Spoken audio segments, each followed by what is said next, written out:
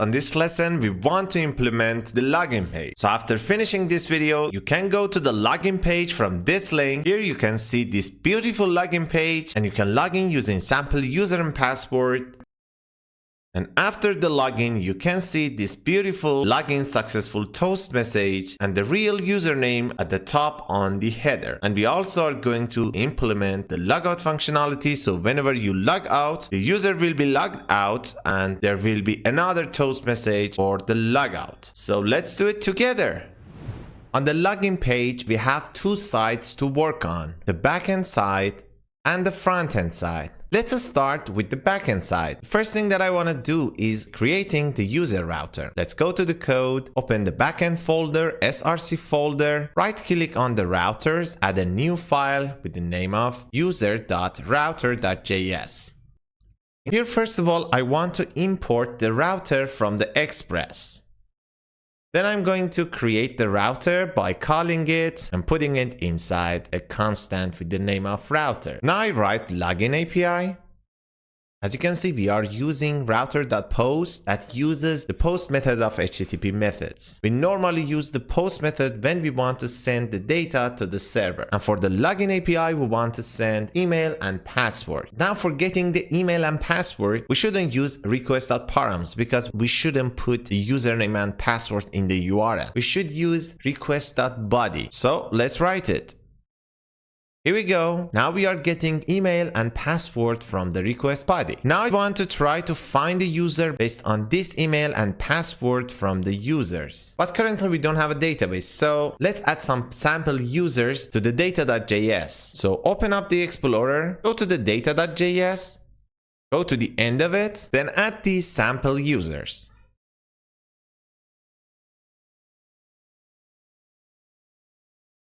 Here we go. We have two users with the ID of 1 and 2, the name of John Doe and Jane Doe, with john@gmail.com and jane@gmail.com. The address and a boolean for checking that the user is admin or not. First one is not admin and the second one is admin. The sample users are ready. Let's close the data.js and use it here. We can import the sample users here and get it from data.js. Now we can check this email and password that is sent to the login method is available inside the sample users or not. Let's do it. Here we are using the find function on the sample users and we check for each user if there is a user that its email is equal to this email and its password is equal to this password. So it's going to be returned to this user. Now we need to check if the user is available. It means we have a user with this email and password. We need to set some encoded data from the user to the front end and save it there. And with every request, after login, we need to get that encoded data and decode it on the server to authenticate the user. For generating that encoded data or token, we need to use a package with the name of JSON Web Token that we need to install. So now we are going to install JSON Web Token. So from the terminal menu, select new terminal, write cd backend and write npm install JSON Web Token and press enter. Okay, it's installed successfully. Now we need to import it here. I want to import it as JWT. Now for generating the token and the response of this login, I want to create a function with the name of generate token response. So write const generate token response. It gets this user as input and at its first line, I want to create a token or that encrypted data with jwt.sign. The sign function is responsible for creating the token. The first parameter is an object that will be encoded. I want this object to have an ID, gets the value of user ID, email with the value of user.email, and is admin with the value of user.isAdmin. As simple as this. The second parameter is secret or private key. That for now, I just want to give it some random text. It could be anything. You can just put some random text here. I literally wrote some random text. And the last parameter is options. The only option that I want to set is expires in. I want it to expire in 30 days. So I write 30D. The token is generated, but I also want to return the data that I want to send to the login function. And I don't want them to be encrypted, so I'm going to send them directly here. So write return and return an object. I'm going to send these 3 unencrypted. I also want to send the name of the user because I need it. I want to show it, the address of the user.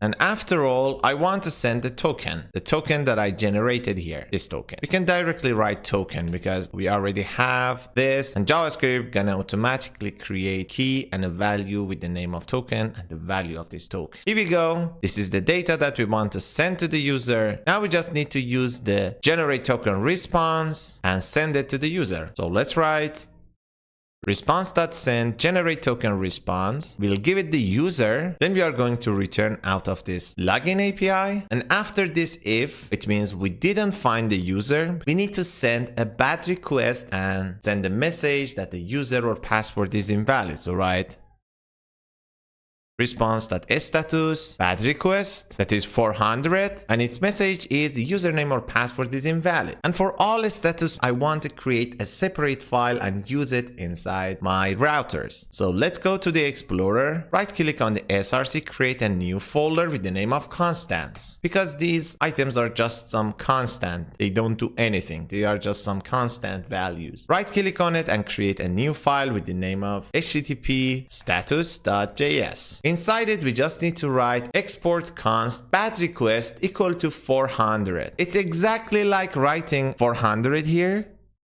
but seeing literal numbers are not very beautiful.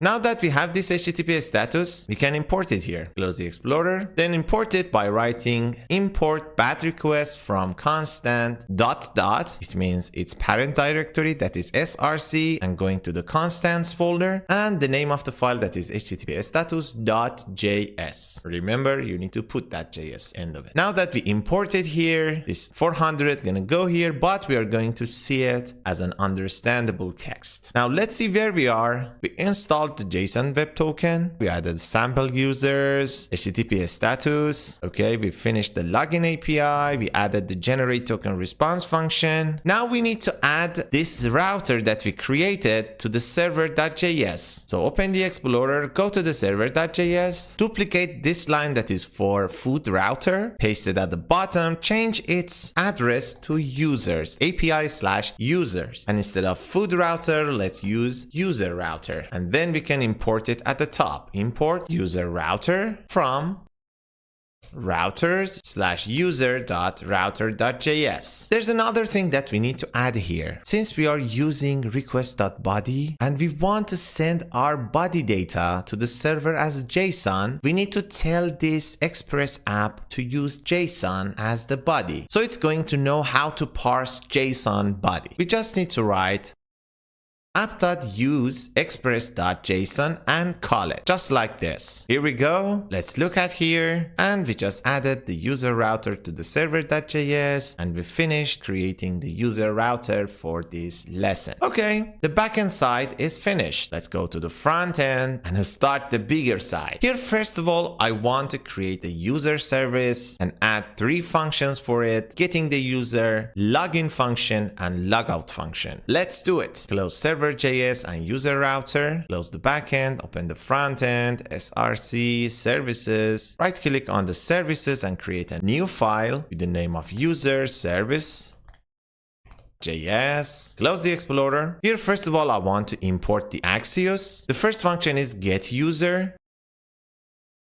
We are going to check the user inside the local storage by using the getItem function from the local storage. Then if it's available, we are going to parse the data and get a JavaScript object. And if there is nothing inside the local storage, we are going to return a null. So this function are going to give us a JavaScript object of the user. And if there is nothing inside the local storage, it means the user is not logged in. So we are going to return a null. The next function is the login function. In this function, first of all, we are going to define the email and password as input. Then we are going to make an Axios post. Remember, you need to make a post because we defined our router on the server post method. So the method of the caller and the method of the API should be exactly the same. Otherwise, it's not going to work. So it says method not allowed. It's going to go to the API/users/login, and we are going to send email and password that we sent to the login function. If everything was happy and the username and password was correct, we are going to have the user data here, and we are going to set it to the local storage with the key of user, exactly the same key that we get the user with. And we are going to convert that user data into a string to make it possible to be saved inside the local storage. Then we are going to return the data out of this function. For the situation when the login fails, since we are returning a 400 bad request status, these Axios are going to throw an exception, so we can catch it inside the useAuth hook that we are going to create, and we can show a toast message that the username or password was incorrect. And the last function that we are going to add here is the logout function. The only thing that it does is removing the user from the local storage. So the user gonna be null or logged out. Okay, our user service is ready. Added these functions and we created our user service. Now for showing the toast message, we need to install react-toastify. Let's install it on the front end. Let's go to the code.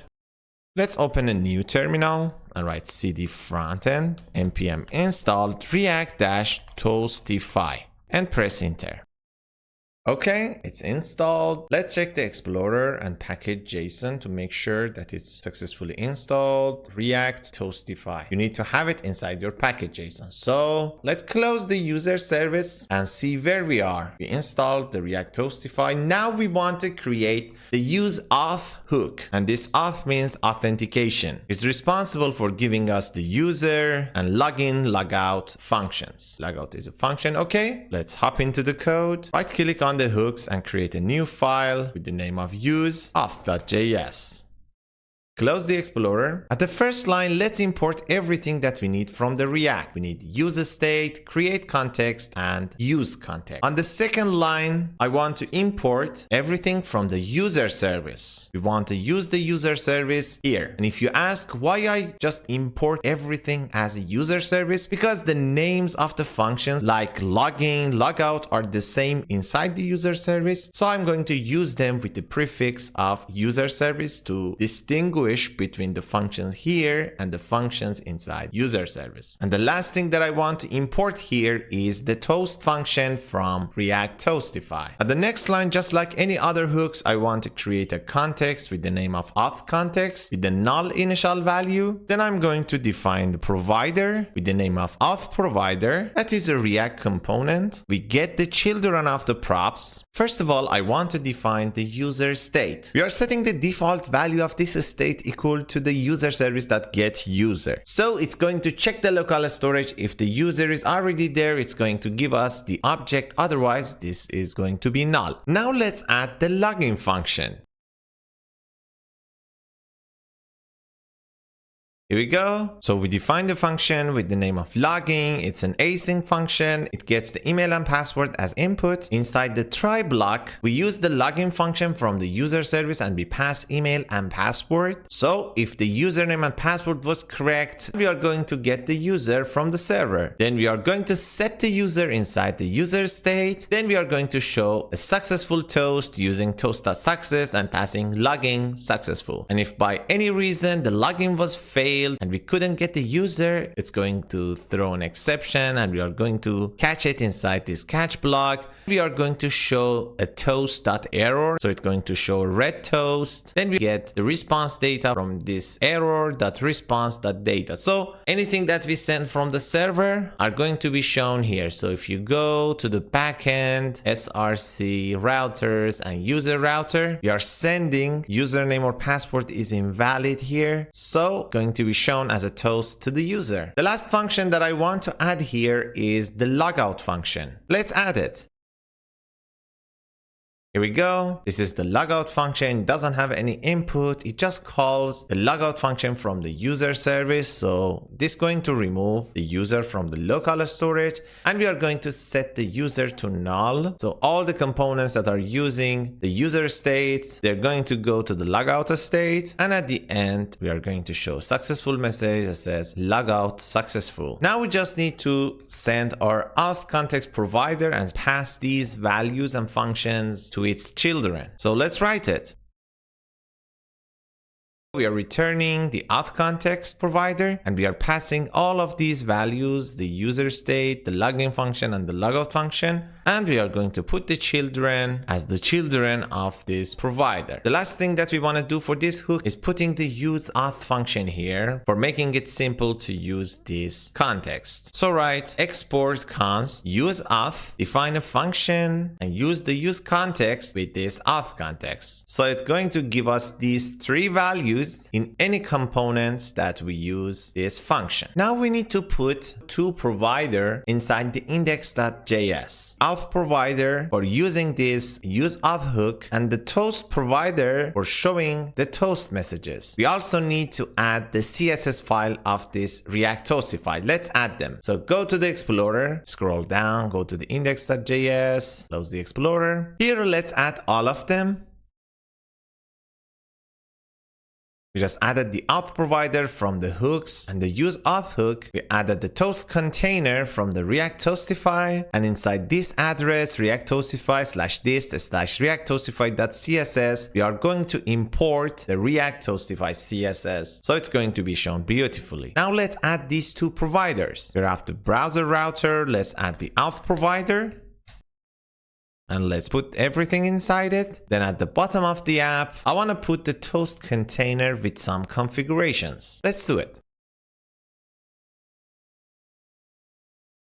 So we just added the toast container, but it has a couple of properties. Its position, I want it to be bottom right, so toast gonna be shown here. Their auto close property are going to have 5,000 milliseconds, so they're going to be closed after 5 seconds, and all the other options that are easily understandable. You can also remove all of them and use the default behavior of the react-toastify. Here we go. The auth provider and the toast container are both added to the index.js. So we can close the index.js and see where we are. We successfully added the user state, login function, and logout function inside the useAuth hook. Now we want to create the login page component, the page that we want to show to the user. Let's do it. So close the useAuth hook, and here right click on the pages and create a new folder with the name of login. Then right click on it and create a new file with the name of loginpage.js. We also need to right click on it and create a new file with the name of loginpage.module.css. Close the Explorer, go to the loginpage.js. Here inside this login page, write RFC for creating a functional component, save it. Then let's go to the app routes, then duplicate the last route, change its path to /login, and change its element component to login page.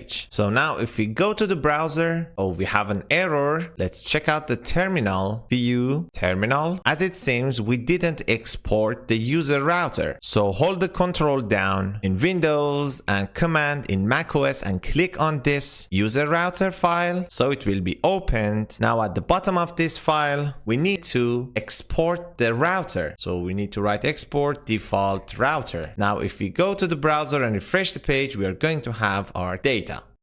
Now let's close the user router, check out the browser. Here on the address bar, write /login. So we are going to see the login page. Here inside the login page, I need a form for sending the data to the server. For handling the validation of this form, I want to use a package with the name of React Hook Form. It gives me a couple of functions and states to make my job easier. So let's go to the code and install it. From the terminal, select new terminal, go to the front end folder, write npm install react-hook-form and press enter.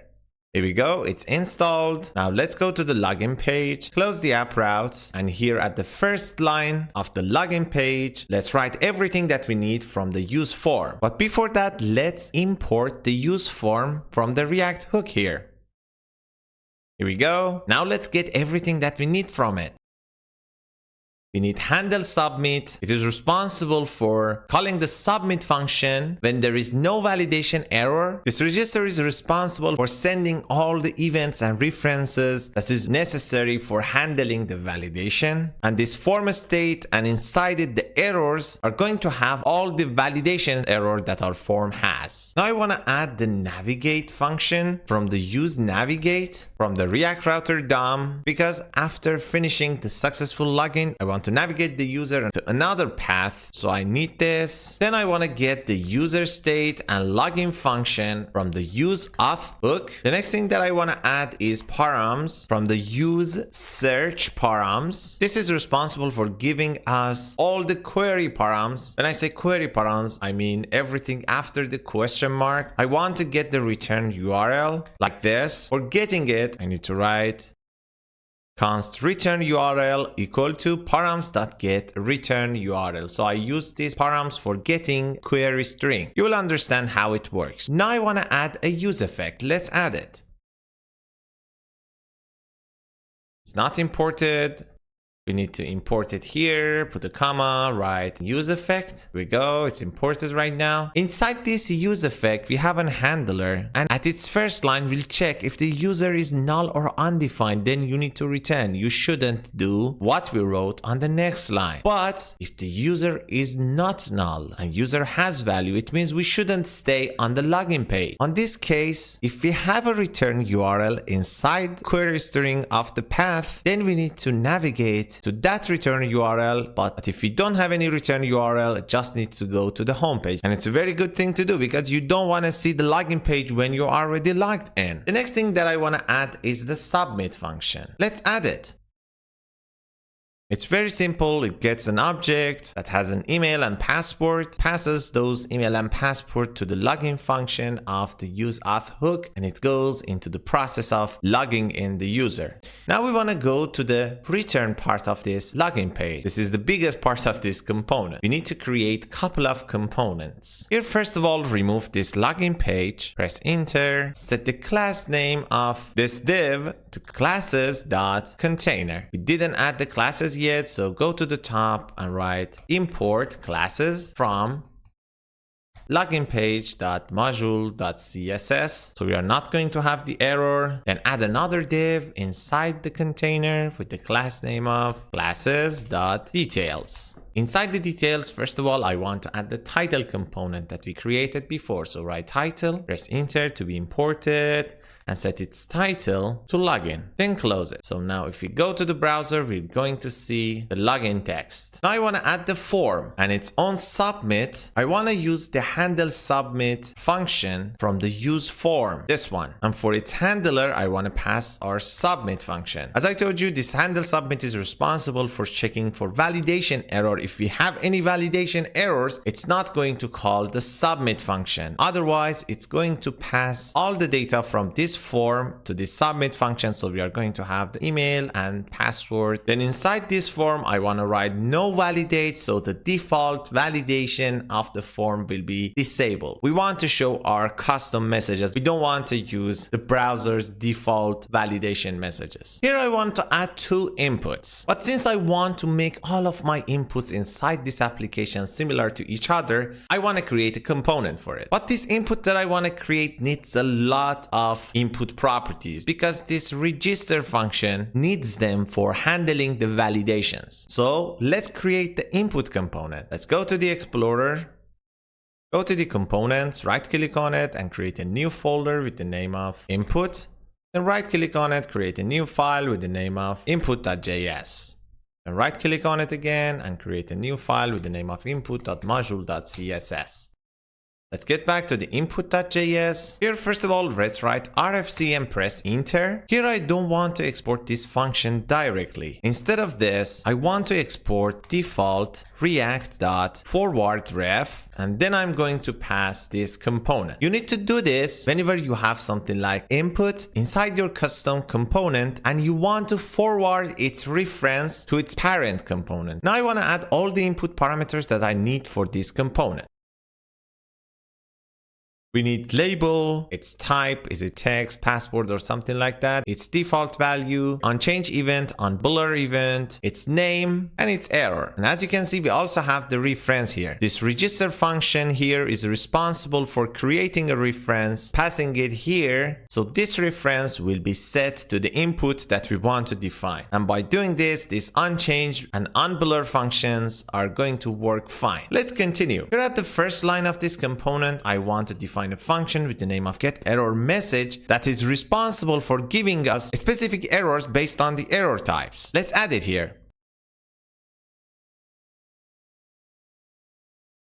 Here we go. Inside this function, if we have no errors, we are going to return. So no errors will be shown. If we specifically define the error message, we are going to return that error message. But if the error message is not defined, we are going to return the defaults based on their types. So if the validation type is required, then we are going to show this field is required. If the validation type is min length, we are going to see field is too short. But if we have an error type that we didn't define here, we are going to return a star, just to tell the user that something is wrong here. Now, before finishing this input component, I want to create another component with the name of input container, and it's responsible for wrapping that input with a beautiful box and a label. So let's create it. Open up the Explorer, right click on the components, create a new folder with the name of input container.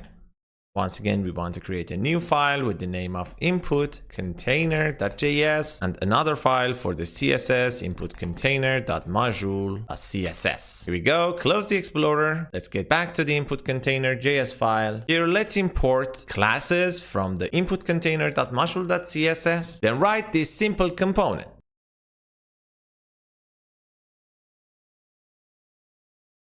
This input container has 3 input properties: the label, background color, and the children. We wrap everything with the class of container and we set its style, background color to the BG color that we send here. We define a label, the class of label, and the text of label that we send here. And finally, we set the children of this component here inside this div with the class of content. Now let's define its CSS. For the container, we need the position of relative, a margin bottom of 0.5 rem, border radius of 0.7 rem, padding top of 0.3 rem, and border with 1 pixel thickness, solid, and E0, E0, E0 color. Let's add the label class. The label class display should be inline block, its margin left should be 0.5 rem, its color should be 5F, 5F, 5F, grayish color, and its font size should be 1 rem. And last but not least, content class should have a padding of 0 from top and bottom and 0.5 rem from left and right, height of 2.7 rem, a display of flex that its align items is equal to center. So its children inside here are going to be aligned center vertically. Here we go. Our input container is ready. Let's use it inside this input. I want to write this whole return part at once. Let's do it. Let's remove everything here, put a parenthesis, and start writing. But before doing that, I want to import the input container and classes at the top. Here we go. We have these two. Now we can use them inside the return part.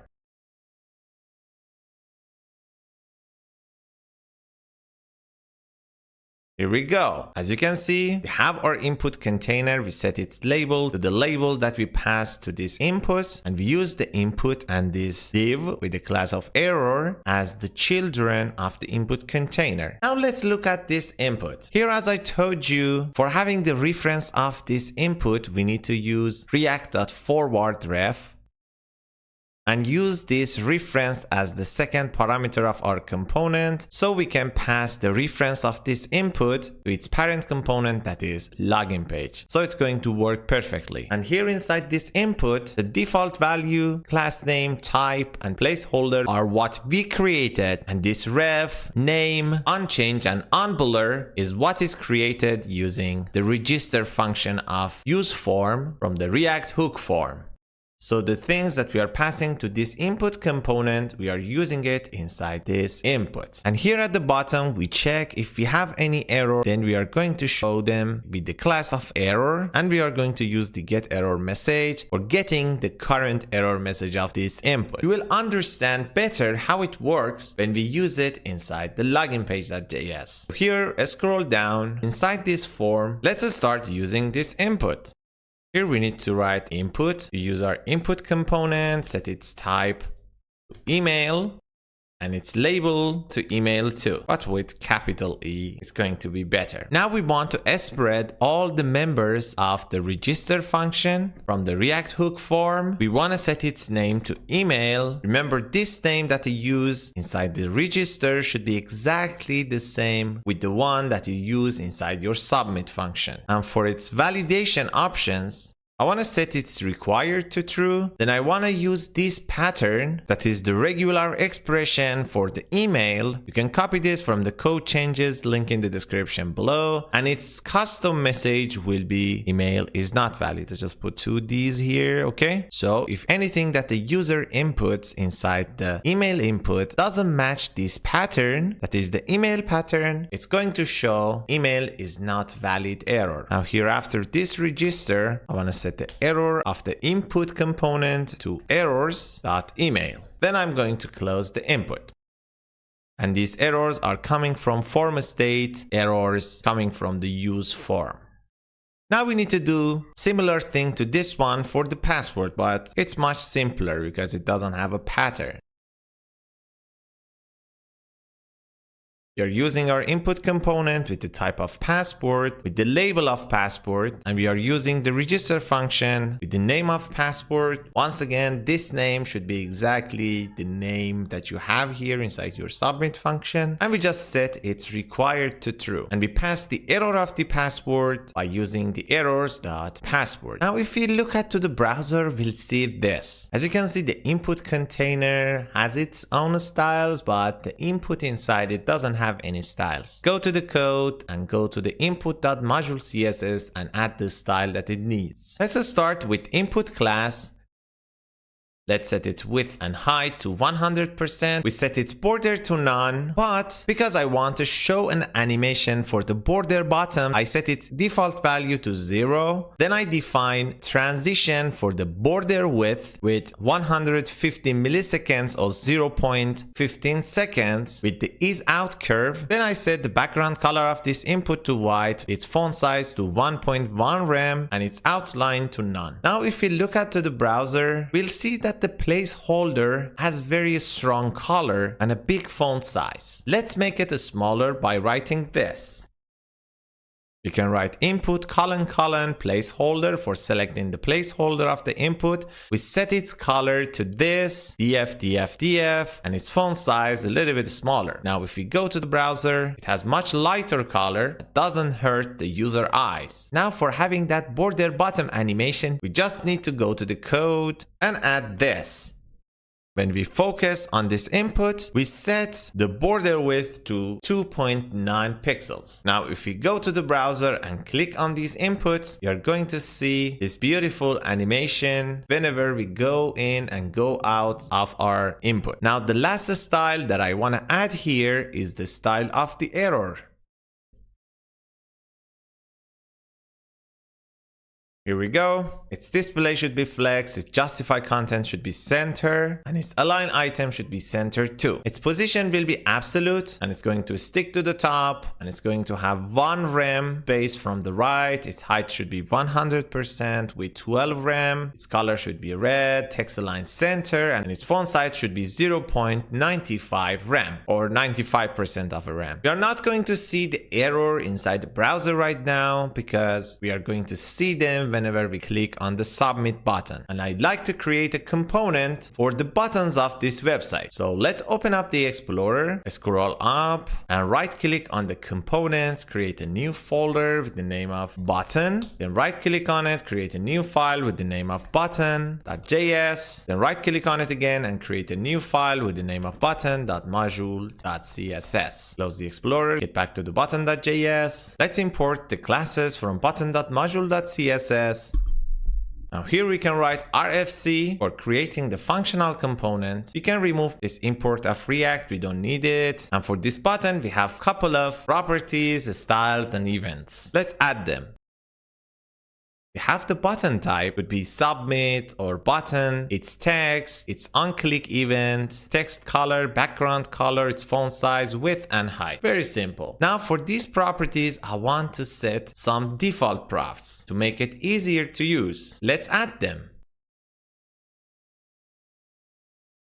Default type of button, text of submit, the background color of E72929, text color of white, font size of 1.3 rem, width of 12 rem, and height of 3.5 rem. You can set your own defaults based on your own preferences. Here we go. Now we need to work on the return part or the render part of this function. Here I want to set its class name to classes.container. Then I'm going to add the button with its style, type, onClick event, and text. We just created the button tag with the style of color, background color, font size, width, and height.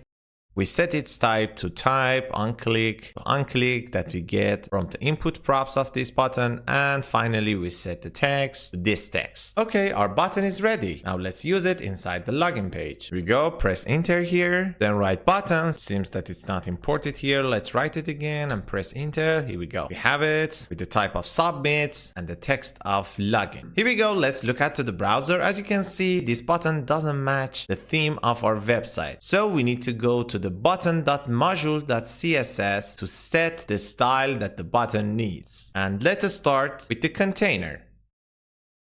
We set its display to flex, its justify content to center, so it will be centered horizontally, and its width will be 100%. Now let's add the styles for the button inside this container.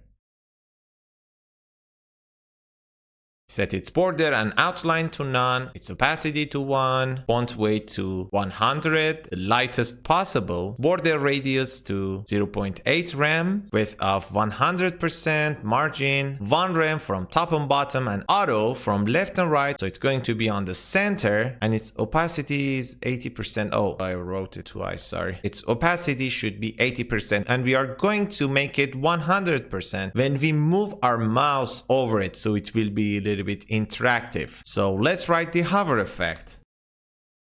So inside the hover effect, container button hover, we set the cursor to pointer, so it will be finger shape, and we set the opacity to 1, so it will be 100%. Now borders are rounded, it doesn't have no outline, and it is on the middle. Exactly everything that we need. But as you can see, having input boxes this big are not beautiful to see inside this website. So let's make them centered, aligned, and justified, and add other things to the login page that it needs. So let's get back to the code and right click on the login page and select close others. So anything other than the login page will be closed. Open the Explorer and open this login page.module.css, and let's start from the container inside the login page. Its display should be flex, its justify content center, align item center, so it will be centered horizontally and vertically. Its height should be 100% and its margin top should be 3 rem. Now I want to work on the details, then I'm going to limit the width of it to 28 rem. Now for the form inside these details, I want to set its display to flex, flex direction to column, so it will be top to bottom, and I will set its justify content to center. Now, if we look at to the browser, click on the login button, that is the submit button, we'll see default error messages. But if we enter an invalid email, we are going to get a specific message. And if we make it a valid email, we are going to see no error. Now let's test the login process. Let's go to the code, open the Explorer. On the backend side, open the data.js, copy this email, paste it here, and the password, this is 12345. And click on login. As you can see, we have the login successful toast message very beautifully. Now let's see where we are. Added the login page to the app routes. We created the custom components, input container, its CSS, input, its CSS, button, and its CSS. So all the custom components are made and we successfully created the login page component, everything that it needs. Now as the last step, we need to add the useAuth to the header component, because as you know, this is a dummy header. Let's make it real. Let's go to the code, close the backend side, and inside the front end, open the header.js. And instead of this dummy object, let's use the useAuth. useAuth, press enter, import it here, curly braces, and write user and logout function, because we need the logout function here. And let's remove this dummy logout function. So now the user and the logout function are real. Get back to the code, and as you can see, we have the full name of the user. And if you click on the logout, you'll see that the user is logged out. So now for logging in again, we can click on the login, and here we can log in. Now I want to test two things that I didn't test. The first thing is when the username or password is incorrect. So john@blahblah.com and some random password, it should give us a username or password is incorrect message. Okay, yeah, username or password is invalid. And the last thing that I want to test is when the user is logged in and we come to the login page, it should get back. So let's write john@gmail.com, that is the correct email, and 12345. Okay, now let's write the login page here, /login. As you can see, we're going to come back to the home page. It means that it works. Sorry, but we need to test one thing more, and it's the return URL here inside the address bar. So let's write login return URL equal to, for example, /cart. So when our return URL is /cart, after the login, we need to go to the cart page. Okay, so let's test it. john@gmail.com. 12345. Click on the login. As you can see, we are moved to the cart page and our cart page is empty. Here we go. Everything about the login page is working. You've been watching Code with Nasir, and I hope to see you next time.